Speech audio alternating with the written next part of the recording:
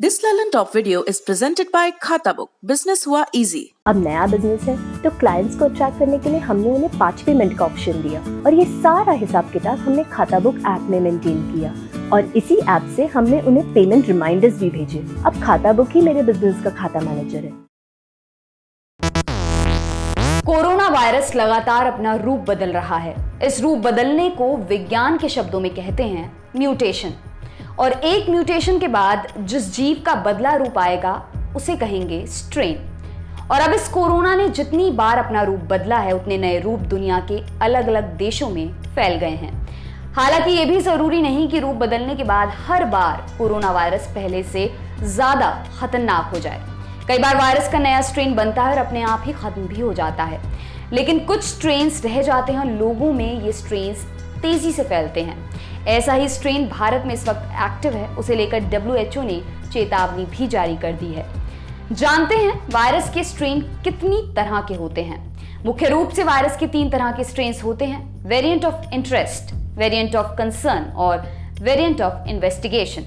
Variant of interest यानी रुचि वाला वेरिएंट, वायरस का वो स्ट्रेन जिसकी वजह से संक्रमण तेजी से फैलता है। वेरिएंट ऑफ कंसर्न यानी चिंता वाला वेरिएंट, इसमें उन वेरिएंट ऑफ इंटरेस्ट को शामिल किया जाता है जिनकी वजह से लोगों में गंभीर हेल्थ इश्यूज डेवलप होने लगते हैं। ये वाला वेरिएंट शरीर पर ज्यादा तेजी से वार करता है, संक्रमण तेजी से घर करता है और मौतों की संख्या में बढ़ोतरी देखी जाती है। वेरिएंट ऑफ इन्वेस्टिगेशन यानी जांच वाला वेरिएंट, वो स्ट्रेन जो अमूमन RT-PCR टेस्ट में पकड़ में नहीं आता है। इन स्ट्रेन्स की जांच की जाती है।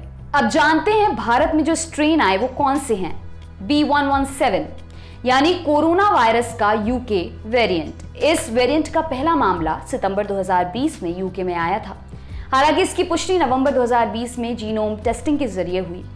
कोरोना वायरस का ये वेरिएंट शरीर में एंटीबॉडीज मौजूद होने के बावजूद संक्रमण फैला सकता है, काफी तेजी से ये फैलता है। भारत में इस वक्त जिन 2 वेरिएंट्स के सबसे ज्यादा मामले मिले हैं उनमें से एक UK वेरिएंट भी है, B.1.351 यानी कोरोना वायरस का साउथ अफ्रीकन वेरिएंट। ये वेरिएंट ज्यादा तेजी से संक्रमण फैलाता है।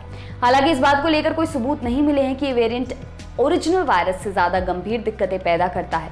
ओरिजिनल वायरस की तरह ही इस वायरस का खतरा भी बुजुर्गों और पहले से स्वास्थ्य समस्याओं से जूझ रहे लोगों को ज्यादा है। P.1 मतलब कोरोना वायरस का ब्राजील वेरिएंट।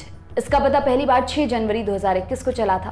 ब्राजील से टोक्यो पहुंचे 4 लोगों में ये स्ट्रेन पाया गया था। ओस्वाल्डो क्रूज फाउंडेशन के रिसर्चर्स ने एक स्टडी प्रकाशित की थी। इसमें सामने आया था कि P.1 वेरिएंट से इफेक्ट होने पर शरीर में वायरल लोड 10 गुना बढ़ जाता है। रिसर्च में यह भी पाया गया कि ये वेरिएंट दूसरे वेरिएंट्स की तुलना में युवाओं में ज्यादा तेजी से फैलता है। भारत में इस वक्त वायरस का जो वेरिएंट एक्टिव है उसका कोड नेम है B.1.617। वर्ल्ड हेल्थ ऑर्गेनाइजेशन ने इस वेरिएंट को हाल ही में वायरस ऑफ कंसर्न घोषित किया है।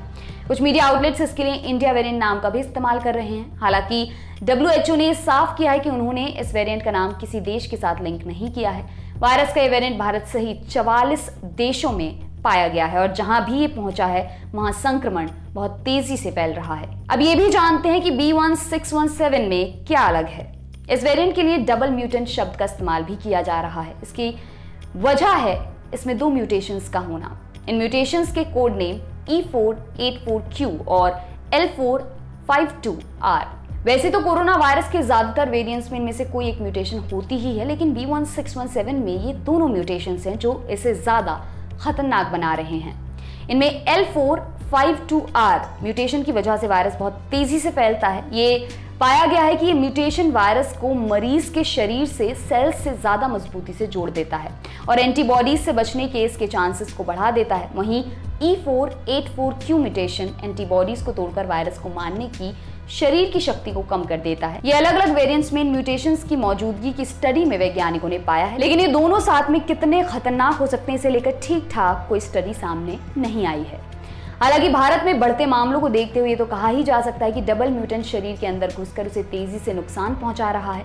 सिम्टम्स दिखने के 1-2 दिन बाद ही मरीज की हालत बहुत ज्यादा खराब होने के कई मामले अब तक हमारे सामने आ चुके हैं। अब सवाल ये उठता है कि क्या वायरस को म्यूटेट होने से रोका जा सकता है। ये जानने के लिए हमने बात की डॉक्टर एकता गुप्ता से। डॉक्टर एकता क्लिनिकल वायरोलॉजी की प्रोफेसर हैं। उन्होंने बताया कि वायरस तेजी से फैल रहा है, वो जितना ज्यादा फैलेगा उसकी म्यूटेशन की संभावना उतनी ज्यादा होगी। वायरस को म्यूटेट करके नया वेरिएंट बनाने से रोका नहीं जा सकता है। उन्होंने बताया कि वायरस सरवाइव करने के लिए म्यूटेट होते हैं, वो लगातार म्यूटेट होते हैं। इस प्रोसेस में कई बार कोई ऐसा वेरिएंट बनता है जो आकर मर भी जाता है और किसी को पता भी नहीं चलता।